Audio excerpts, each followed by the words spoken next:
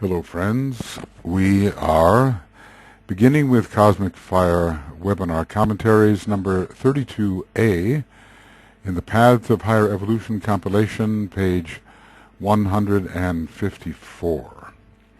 And we have completed our work, at least temporarily, on the path of the solar logoi, or the path which the Logos himself is on, not only the path toward becoming a solar logos, but the path of the solar logos leading to some amazing consummations of the triple sun in a simultaneous expression in the seventh solar system in the eternal now.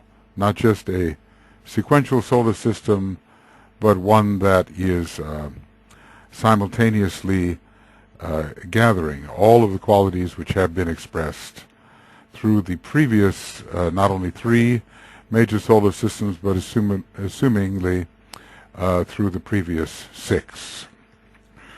Now we are on the last of the paths which is given. We're pretty well finding that on these last two paths, what has been given in Initiation Human and Solar is transported into the Treatise on Cosmic Fire.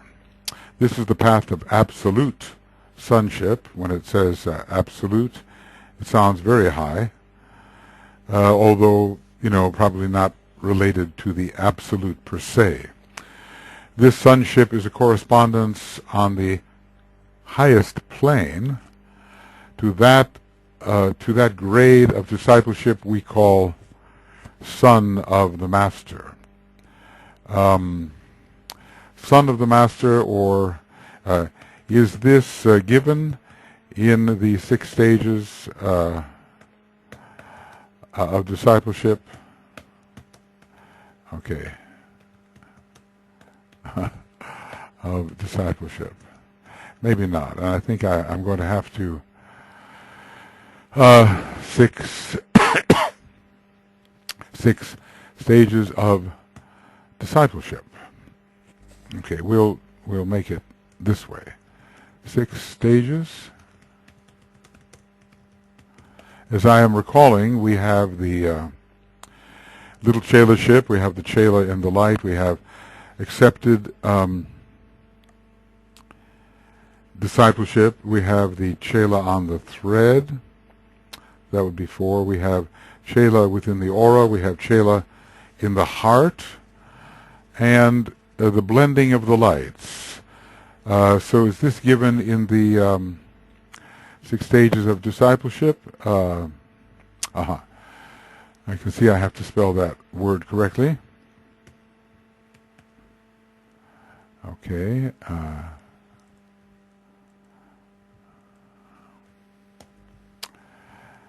6 stages of discipleship.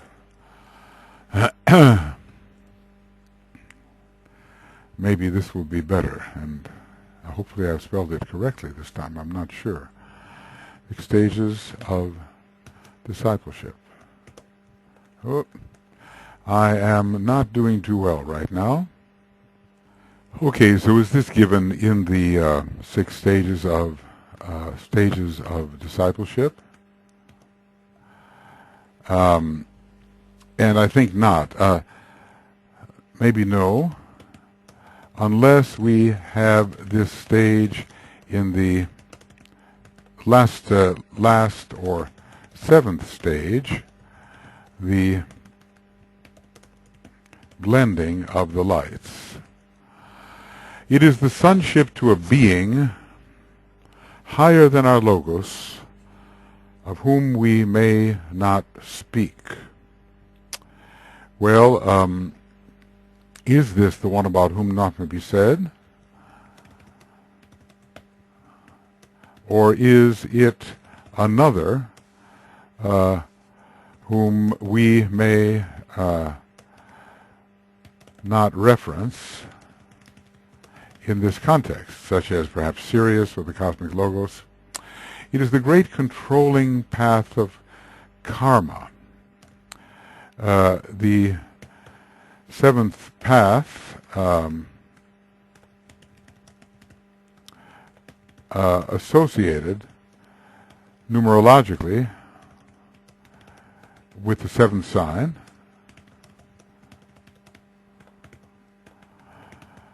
Libra, and with the with Saturn as the Lord of Karma, and also Lord of Karma, and also the planet which rules the seventh plane. Numerologically, let's see how we look at that. Numerologically. Okay. So, sonship to a being higher than our logos. It could be Sirius, after all, of whom we may not speak, at least in this context, perhaps. It is the great controlling path of karma. The Lepika lords are on this path, and so, again, it must go on for a long time, as these are very high beings and would require many Mahamanvantaras to, as it were, create. And all who are fitted for this line of work, and who are close to the Logos in a personal, intimate sense, pass on to the path of absolute sonship. So we don't know what this means about being close to the Logos in a personal, intimate sense. One thinks of the three persons of the Logoic Trinity. One thinks of that. It is the path of the special intimates of the Logos, and this, of course, we mean the solar Logos. Are there other solar Logoi who are what's called here special intimates of the Logos? And into their hands he has put the working out of karma in the solar system, so they work in relation to the solar system. But let us not forget that later all of these cosmic paths, cosmic paths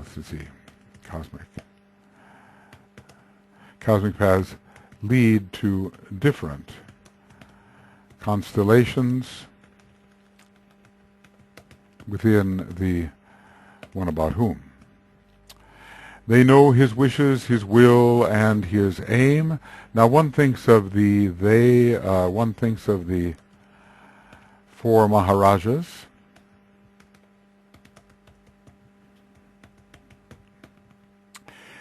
and of the Lepika, who are found in this solar system. So 7 great karmic lords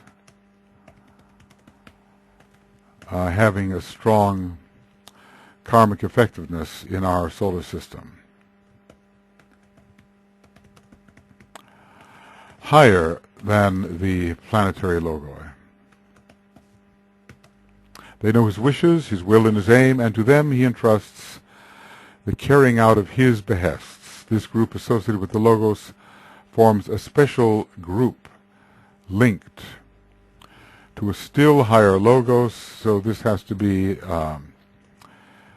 possibly Sirius, or the cosmic Logos, or the one about whom. But that this latter may be stretching it a bit. Well, here we are in cosmic fire, and basically the same thing. The sonship is a correspondence on the highest plane to that grade of discipleship which we call Son of the Master. It may be related to the linking of the lights. It is the sonship to a being higher than our logos, of whom we may not speak. Of course, speak authoritatively, that is. If we simply speculate, we are speculating. But we could be dealing either with a solar logos, a constellational logos, or a super constellational logos. It is also the great controlling path of karma. Then interesting that it should be so high. Libra and Saturn necessarily involved. The Lipika lords in our solar system, and perhaps those on Sirius, are on this path, and all who are fitted for that line of work and who are close to the logos in a personal and intimate sense. So pass on to this seventh path. Well, they would have to be, I suppose, very high beings when they pass onto this path. Very high. So we're talking about those who could be within the range of the of possible intimacy with the logos. What does it take to be intimate with anybody? You have to know them. So these beings must know the solar logos. So it is the path of the special intimates of the logos. And into their hands he has put the working out of karma in the solar system. They know his wishes, his will, and his aim, and to them he entrusts the carrying out of his behests. Apparently, at this point, they are lesser beings than the logos. This group associated with the logos forms a special group linked to a still higher logos, and we speculated what could that be. I mean, on Sirius we understand that on Sirius there is a law of karma which is especially effective in our solar system. And so from this perspective, it may be, no, this won't work.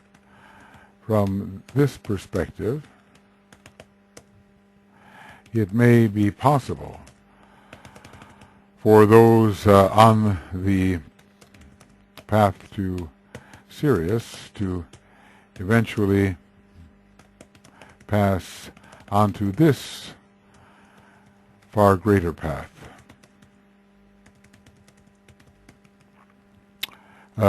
And especially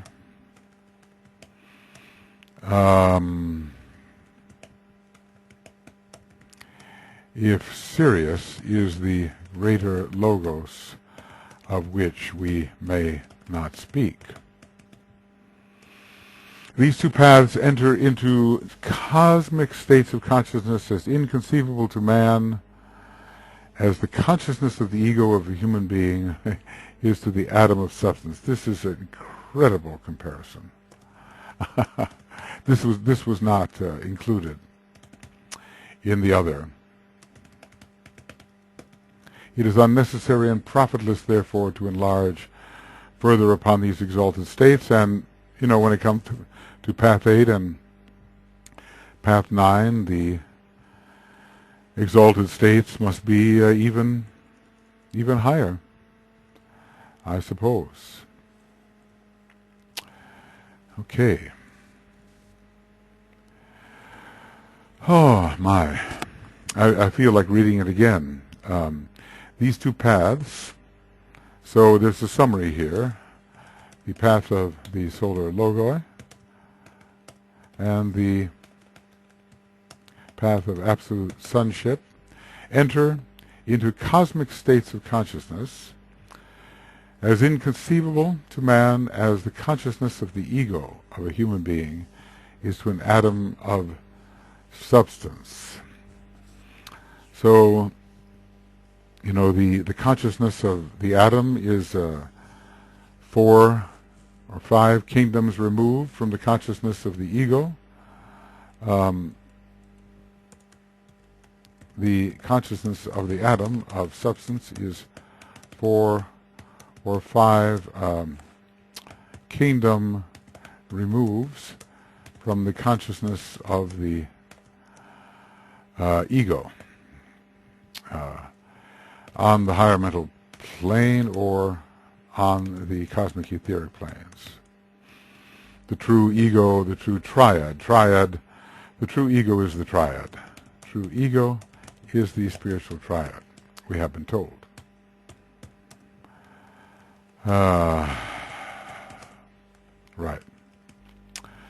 So if you think about what an atom of substance knows in its complete unconsciousness, and what an ego knows, then try to think about man in relation to a vast cosmic expanse. You wonder, one wonders whether each of the 7 paths does not lead eventually, well, one wonders whether, when thinking of the seven cosmic paths, whether the highest cosmic planes are not involved in their expression. In this case, the logoic, well, let's call it cosmic logoic plane. Cosmic logoic plane. The previous path may have involved the cosmic monadic plane, although it led, at first to cosmic buddhi, but whatever goes to cosmic buddhi can easily go to the cosmic monad. And I'm of the impression that the ray path and even the path of the planetary logo may lead to the cosmic astral, atmic plane. Where a path leads at first is no assurance of where it can lead next. The cosmic atmic plane is resonant with the cosmic mental plane. The cosmic monadic plane is resonant with the cosmic buddhic plane. And of course the cosmic logoic plane, which are just words to us, must necessarily be analogically resonant to the cosmic atmic plane and to the cosmic monadic, to the cosmic mental as well. So this is the great analogy. Enter into cosmic states of consciousness as inconceivable to man as the consciousness of the ego of a human being is to an atom of substance. So we have a contrast here between deep unconsciousness and what we might call group consciousness. So the contrast exists between the deep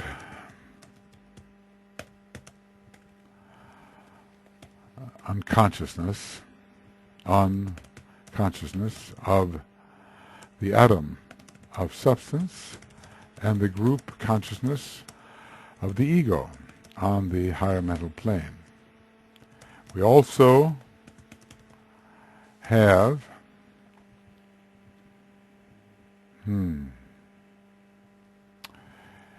the great super consciousness or universal consciousness of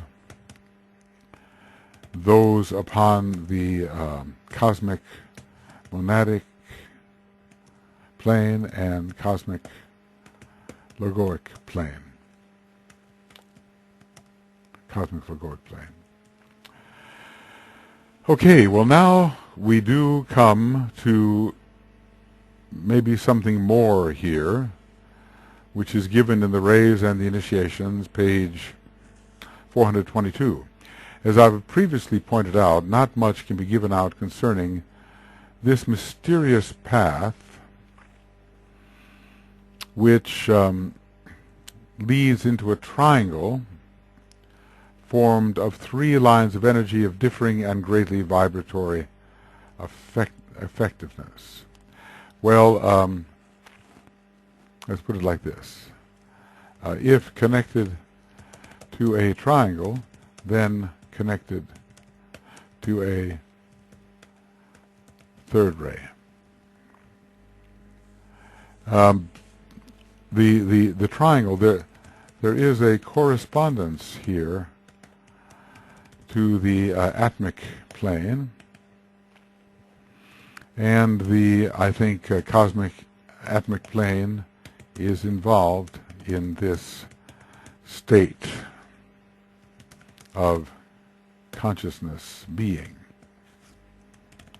though perhaps also the first subplane of the cosmic physical plane.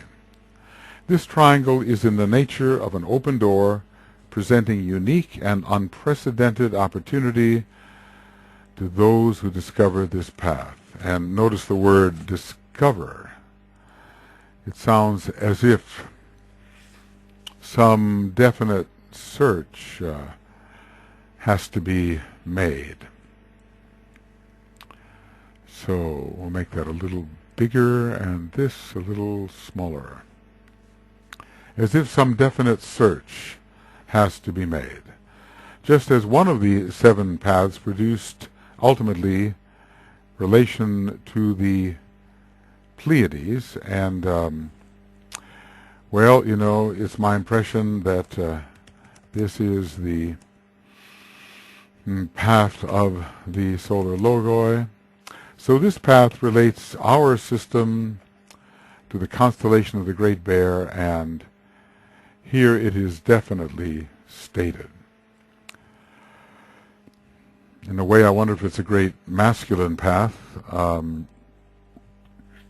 inasmuch as the Great Bear is in the words of Stephen Pugh, the cosmic Manu. You kind of wonder then what are an analogy to the globes on that high level. They have to be much larger beings. Well, the analogies will continue. They will continue to expand as we lift our sights.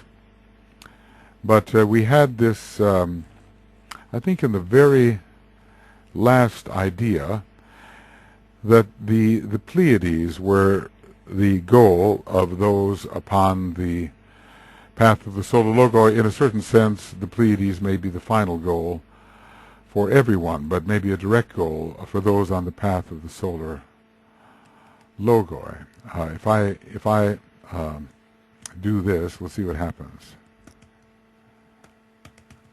Pleiades. Aha, okay, and here it is.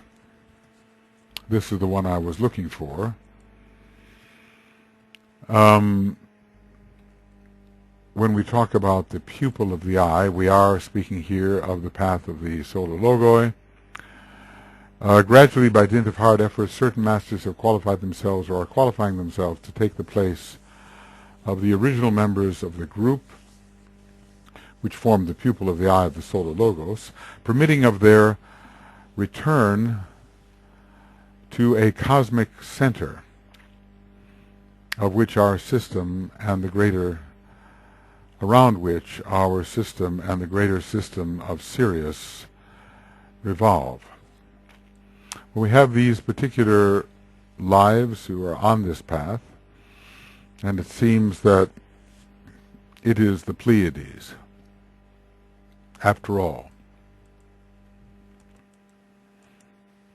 Okay. Well, most of what I've written here is about, is my own writing and not DK's writing. So there is a return of the kinds of lives on this path of the Solar Logoi who produce the pupil of the eye of the Solar Logos, a return to the Pleiades. Well, one hint here, anyway, is that the path of the Solar Logoi leads to the cosmic Buddhic plane. And the Pleiades radiate cosmic Buddhi. So we begin to think that the solar logoi and the Pleiades are very Devic. They are the great mothers. The Pleiades are the great mothers in a way, and they sponsor those lives who are related to the Deva kingdom, to the third aspect of divinity. They have a connection with Pleiades and Cancer and Venus, or Pleiades and Virgo, actually, another very Devic sign. So this path relates to our solar system to the constellation of the Great Bear, and the other. Now, if we check out, if we examine TCF 1162, we will see how much the Pleiades are related to the expression of cosmic Buddhi. So this path relates our solar system to the constellation of the Great Bear. That's the path of Absolute Sonship. When we deal with the bears, we have the Father and the Son, but in this case, the Great Bear may be very much the Son instead of the Father, because it's a sonship to what? To something considered the absolute in a relative sense. Okay, so we have sonship to that which may be considered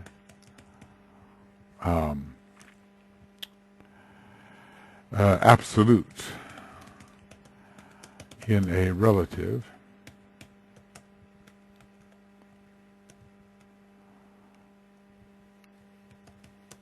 sense. Okay.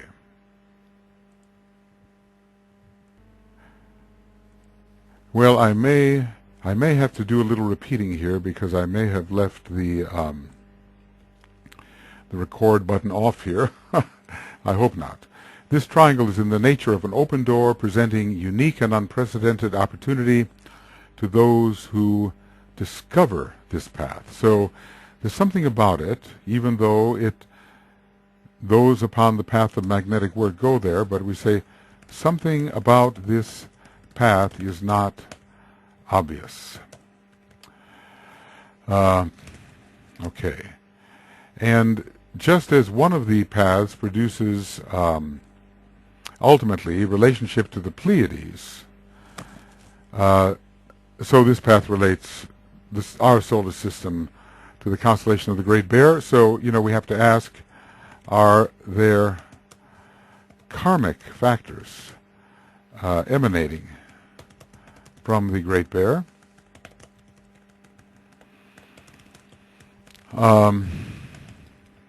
You see, our solar logos is on the path of that leads, I think, to the Pleiades, because its path leads to the cosmic Buddhic plane, and the Pleiades, page 1162, one of my favorite pages in Cosmic Fire, shows the great second-ray power of the Pleiades as the dispenser of cosmic Buddhi.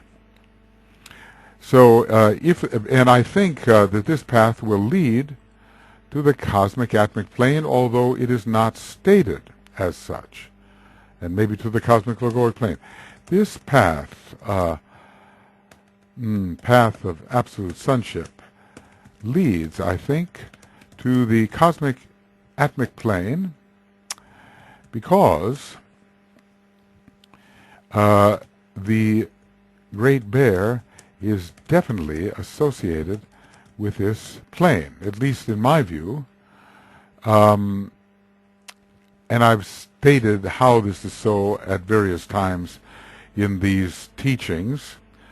It is connected with the head centers and spiritual will. So the Great Bear is connected with the spiritual will of the one about whom, and also with the 7 head centers, wherever in the region of the head they can be found. So on 1162, on TCF 1162, we have a statement about the plane on which the Great Bear, the stars, can be found, and it does not seem like the cosmic Buddhic plane. Cosmic Buddhic plane.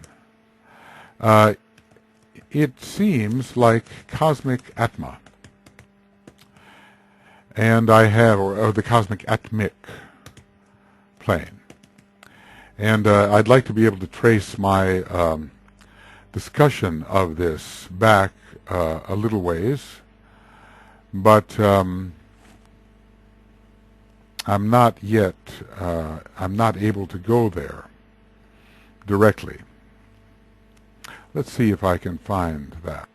Well, fortunately, I was careful enough to put this in the AAB extracts, and it says basically here that his activities will then be concerned with the relation of the energies of the Great Bear to the Pleiades and their dual relationship, a higher correspondence to Atma Buddhi. So there is the big hint to be considered in relation to Cosmic Fire 1163 and TCF 344.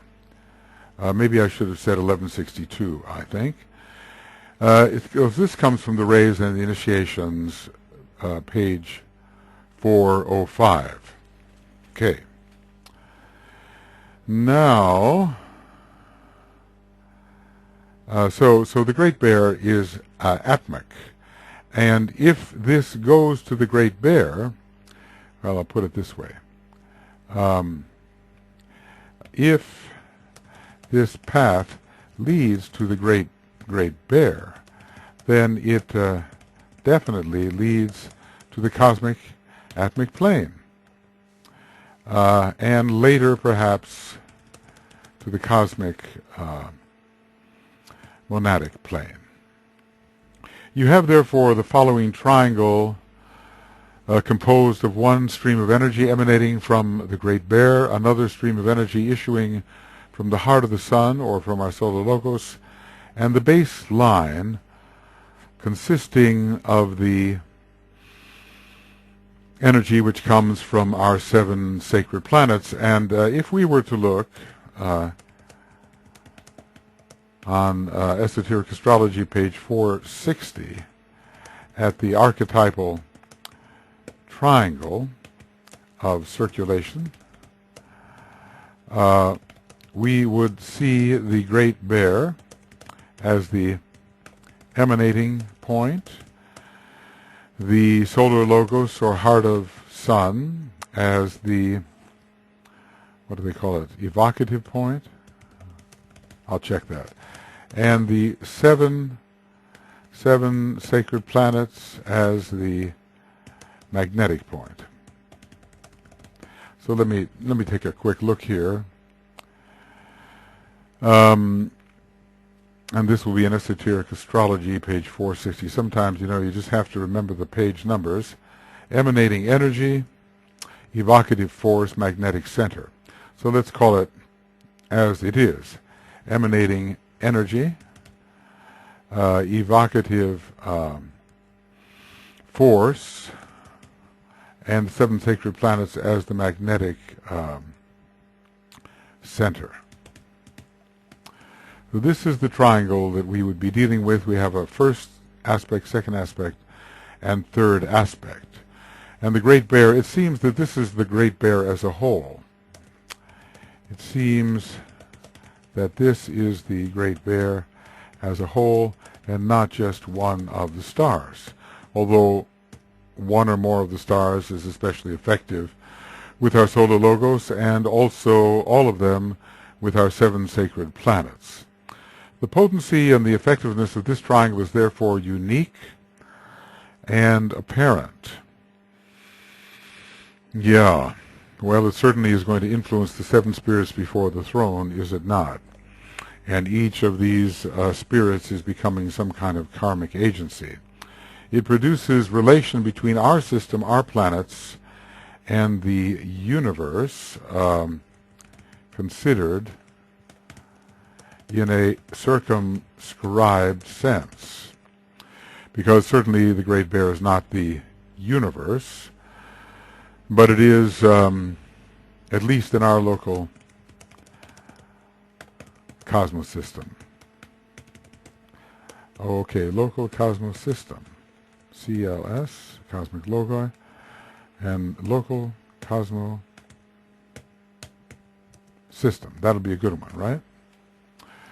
Because we oftentimes use that. Local cosmo system. And LCS, I've already got it. All right. This open triangle represents, open to what? Would we say open to the great beyond, perhaps?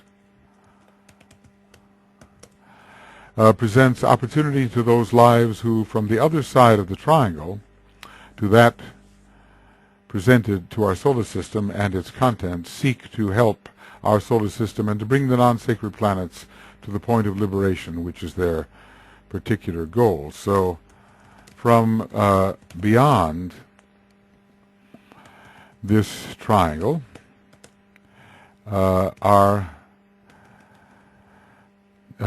lives who attempt to raise all within our solar system, the solar logos, and the planetary logoi.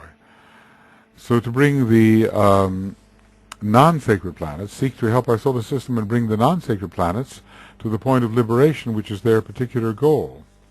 Notice here that it is the non-sacred planets, and hence the karma, which, when enforced, will speed the non-sacred planets on their way and elevate them. So the law of karma is a law of elevation. This is the open triangle, presents opportunity to those lives from the other side of the triangle to that side presented to our solar system and its contents, seek to help our solar system and bring the non-sacred planets to the point of liberation, which is, I would say, the fourth cosmic initiation. Well, fourth cosmic initiation. Okay, I'm going to FRCSI, and I think we need that right there. Point of liberation. The fourth initiation is always that. Fourth cosmic initiation. And there would be also, I'm sure, a fifth cosmic initiation. Let's see if we have something. Well, let's try it. Fifth cosmic initiation of a,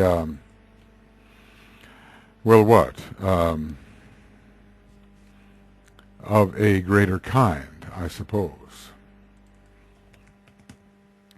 Because it's our solar system has to achieve the fourth degree to achieve liberation. Our solar system being a non-sacred solar system, right? Being a non-sacred solar system must achieve the fourth cosmic initiation in order to be considered sacred. And maybe even the fifth. Liberated, well, I guess it depends on what sacred means. You know, Sirius may well be a sacred solar system. We're not sure, but probably it has achieved the fourth, the third cosmic initiation. So maybe we're not told what makes a sacred solar logos. We are told that a fifth initiation makes a sacred planetary logos, but it seems of a lesser kind. A fifth initiation makes a sacred planetary logos. Is this the same for our solar logos, or will the third initiation of a cosmic kind do? And brings the non-sacred planets to the point of liberation, the fourth degree, of a minor kind, perhaps. And what about the sacred planets? Presumably the sacred planets have already taken this type of fourth initiation. Sacred planets have already taken this type of initiation. Okay. Let's see what else we have here. He is giving us quite a bit of information here that is really very cautiously conserved in the first, in Initiation Human and Solar, and even in a Treatise of Cosmic Fire. Through this triangular door, all the great avatars enter our system and find the point where they can serve, and I've got to say that given the karmic association, let's see, the karmic association. Let's see if KC will do it. KC, and maybe not, but let's try it. Some words are used so often. Given the karmic association, the cosmic avatars can find entrance here. And we have to think about an avatar from Sirius, who perhaps, or apparently, came to our system once and assisted with the individualization process, whether I suppose on our planet, other planets, I mean, the different planets have their individualization at different times. The inflow of extrasolar energy is what produces the 7 cosmic paths. It has to come from solar logoi and from constellational logoi, who are extra systemic. So maybe parts of these, you know, just as there is training going on in relation to the to certain of the planets in our solar system in relation to these paths. So training for certain paths goes on in certain planets. Maybe training for certain paths also goes on within the 7 solar systems, of which ours is one, in relation to certain solar logoi. And then further training goes on in relation to the chakras of the one about whom naught may be said. So as far as training goes, it may be pursued on Earth, on other planets, on other suns, especially in the solar system, in the 7 solar systems, of which ours is one, and also within certain constellations, which are the chakras of the one about whom. I mean, you begin to feel, you begin to feel like an atom compared to an ego. It's just, we just don't fathom these things. Here we are, a tiny, unresponsive lower form of life, even related to the previous solar system. And then there is this wonderful egoic, unitive group consciousness touching many aspects of the planet. Well, as a man, when compared to some of these higher beings, that's what we are, but it's so far beyond the pale that we cannot appreciate this. So the inflow of extrasolar energy is what produces the 7 cosmic paths. There is no such grouping as the 7 solar paths. In most cases, the paths lead away from our solar system altogether, and I think he means the cosmic paths. The solar paths are what we might call ray paths.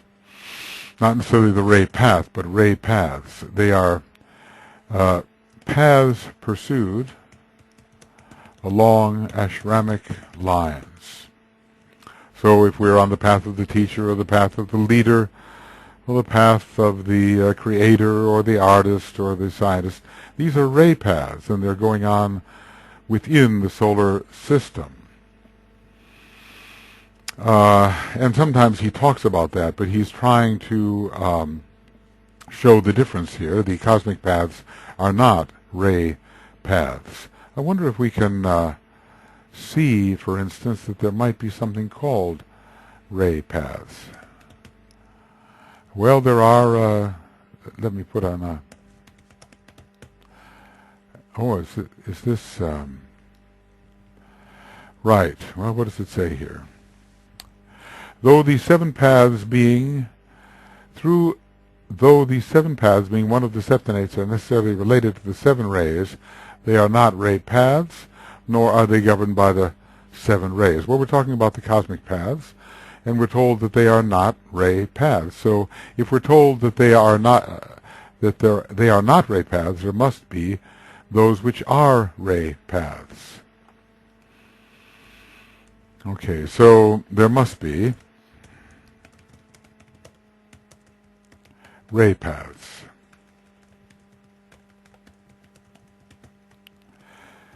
Now, I wonder if we use the word ray path, will we immediately come into path number 5? Looks like we might. The ray path, well, there it is. 5th path, the ray path, from off his particular ray path. So, okay, here it is. In the Treatise on Cosmic Fire, we have 1249. Okay, so this is the demonstration that there are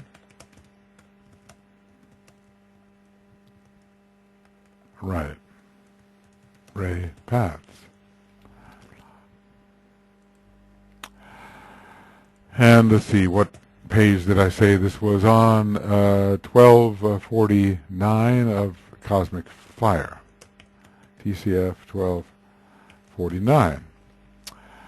So, we will make this green and smaller, which of course is plenty big, really. Okay. So there are ray paths, and let's see if there's anything further here. The ray path. This ray path is one upon the masters go. Adepts who pass upon the ray path. Ray path here, the 5th ray path, the ray path, the ray path, the ray path, the ray path. Okay. He passes on to the 5th or ray path, and so forth. But we are interested in ray paths. So let's take a look again. And there's only one. But we did look at this one in Cosmic Fire, and it says, to this particular ray path. Okay. Now, did we actually, what was the previous hunt? Ray path, there we go, ray path. And we were able to find one that was definitely, so it seemed, and here we go, prior to the fifth initiation, and who has frequently also been upon the fourth ray path. Okay, so we're talking about the, I believe, the path of magnetic work, and it's 1247. Okay. TCF 1247. So leading up to the choice, there is a fourth ray path. There's also a second ray path. So we cannot say there are not ray paths. All we can say is that these 7 paths are not ray paths. Sometimes they are so necessarily inclusive of all the 7 rays that they cannot be a distinct ray path. Okay. Well, the 7 solar paths. Well, we don't call it that, but we call them the ray paths. We call them that. We have what's called 7 ray paths. Okay. Now going on. If you will study the more abstruse teaching, more veiled and more symbolic than this, you will find certain statements which to the esotericist will throw much light on the simpler presentations of in this treatise on the 7 rays. So, okay. It is simpler because only those points are given which carry in them the germ of possible enlightenment to the general public. Now, that is not the case when we're dealing with some of these higher books, the Rays and the Initiations and a Treatise on Cosmic Fire. A treatise on Cosmic Fire is not written for the general public. It is strictly a presentation of truth for the initiated disciple, and maybe that's why there is not widespread appeal to this book, a treatise on Cosmic Fire. It is strictly a presentation of truth for the initiated disciple. Its line is strictly a first ray and third ray presentation, whilst this treatise is strictly a second ray approach. So he maybe felt a sigh of relief when he was able to get into the treatise on the 7 rays after a treatise on Cosmic Fire. Of course, DK has, I believe, very strong third ray, and he says he has a first ray in his triad. A first ray in the spiritual triad. Okay. So let's keep this bracket, and we'll go on.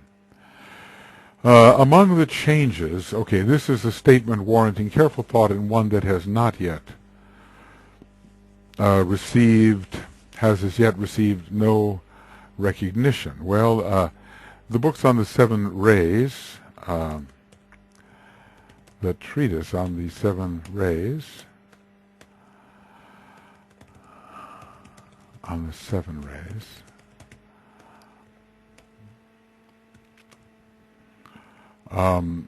connect with subjectivity. Okay. We go on to say that among the changes necessitated by the abnormally rapid development of mankind, and we can say, and this lately, not before, with its consequent stepping up of the qualities of disciples, is the fact that no longer does the master, faced at the sixth initiation with the stupendous decision to make, enter upon the indicated path entirely blindly as hitherto. So something is known, and revealed. And this stupendous decision, it has such far-reaching consequences, and will determine direction for many Mahamanvataras in some cases. When we deal with the higher paths, when we deal with the path of the planetary logoi, the ray path, the path of the solar logoi, and I think the path of absolute sonship, we're dealing with a very long commitment.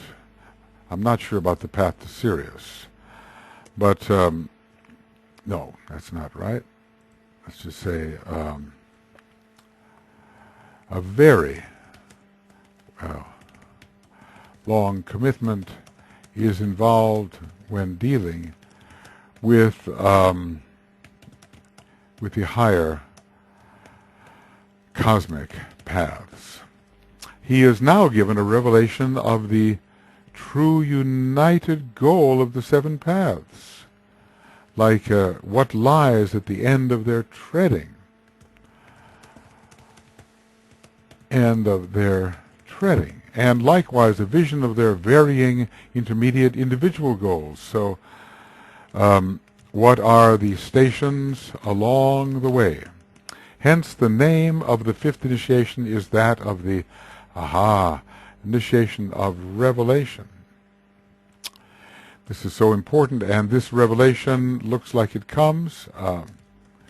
This revelation of the seven cosmic paths, SV. All right, we're going to have to look that one up because it's so important. SV, seven cosmic paths. So that really tells us something important. So let's call this that revelation of the seven cosmic paths, SVCSPS. Oh, certainly it's there, isn't it? So this revelation of the seven cosmic paths occurs at the fifth degree. And, well, let's just do it this fifth initiation. He can thus make his decision with open eyes and unblinded by the glory, as I suppose the glory is universally is attractive on all paths. So this is interesting about the initiation of revelation, so very important. He is now given a revelation of the true united goal of the seven paths, and likewise a vision of their varying intermediate individual goals. In other words, there are intermediate goals, and a path with a distant destination may have a number of stops along. Oh, that's no good. I'm going to have to get rid of that. STOPS, and we'll just let it be STOPS, and we'll delete that, and second tier petals, and OK, delete. So STOPS stops along the way. And we can put in here second tier of petals that way instead of P. Second tier of petals that way. Okay. So, when we are on the way, let us say, to becoming a ray or a solar logos. One of the stops may be along the way to the path of the planetary logoi, then to the ray path, and then, now more directly, to the path of the solar logoi. There are stops and intermediate places along the way. He can thus make his decision with open eyes, unblinded by the glory. So maybe can what you call see through the usually blinding glory. All right. One point requires elucidation here. The whole standard of the mental equipment of entering disciples is so much higher than it used to be. All right. So we're talking also, remember, this path leads to the cosmic mental plane, and thence we have proven, I think, to the cosmic atmic plane. Owing to the mental and intuitive development of man, that this fact has forced corresponding changes in the hierarchy itself. The masters who are now moving forward onto the path of higher evolution are equally of much greater unfoldment. So there's a constant adaptation.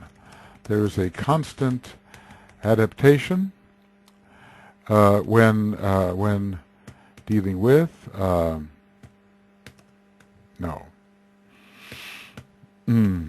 when dealing with. I'm going to put that in. Okay, when dealing with, add that. A constant adaptation when dealing with all matters concerning progress in cosmos. The will aspect is present to a greater degree, little as you may realize it, and this is a new factor conditioning much. In every decision, the will is present. We're not talking about those apparent decisions made by human beings on the basis of desire. We're talking about high beings determining their direction, which will last for, in some cases, I suppose, trillions upon trillions of years. The decisions will last for trillions upon trillions of years. I mean, just think about it. 150 some trillion, according to the Brahmanic chronology, still remains before this particular solar system elapses. And many solar systems of Mahamanvantaras separate a master having that revelation from a planetary logos, which, for instance, he might become, or he with others might become. Love and intelligence distinguished the masters up to 300 years ago. So this was written, let's say, up to the middle 1600s. Love and intelligence and will distinguish them today. This again is another reason for the comprehensive changes made, and it is interesting to note that the bulk of the changes are due to the response of men to the hierarchical work. The hierarchy is a hierarchy of adepts who adapt to the conditions which humanity presents. It is humanity that has forced these events of so far-reaching a nature, we might say, finally catching up. And mankind has also forced revelations which it had been believed could not be given to men for thousands of years, or until the sixth root race had come into being. Does he mean, for instance, the beginning of the age of Capricorn, or still later? An instance of the expansion of the information given can be noted in connection with the second path. Nothing is mentioned in my earlier presentation of the seven paths to initiation, the seven paths in initiation, human and solar, of a conditioning constellation. In a treatise on cosmic fire, I mentioned that energy enters through our system from an unknown source via Gemini. And in this latest contribution on the subject, I mentioned that Libra, the balances, is involved. So that may be the constellation. Libra may be the constellation, so to speak, behind Gemini in relation to this path.